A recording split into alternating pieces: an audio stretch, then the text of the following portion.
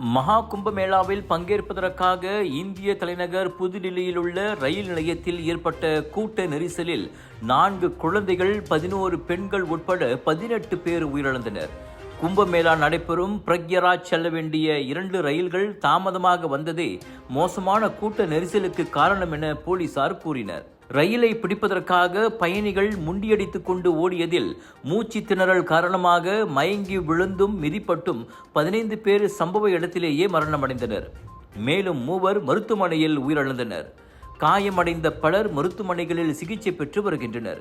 கூட்ட நெரிசலை சமாளிக்க 4 சிறப்பு பேருந்துகள் இயக்கப்படுவதாக ரயில்வே துறை தெரிவித்தது. இவ்வேளையில் அத்துயர சம்பவத்திற்கு இந்திய பிரதமர் நரேந்திர மோடி ஆழ்ந்த அனுதாபம் தெரிவித்துள்ளார். காயமடைந்தவர்கள் விரைவில் குணமடைய பிரார்த்திப்பதாகவும் எக்ஸ் தளத்தில் மோடி தெரிவித்திருக்கின்றார். இந்த தேங்காய் எண்ணெய் சமையல்ல அப்படின்னு ஸ்பெஷல் இருக்கு. கேரளாவிலிருந்து தயாரிக்கப்பட்ட ரேனாயூர் சமையல் தேங்காய் எண்ணெயில சமையல் செஞ்சு சாப்பிட்டா தரமாவும் இருக்கும், அறுசுவையாவும் இருக்கும்.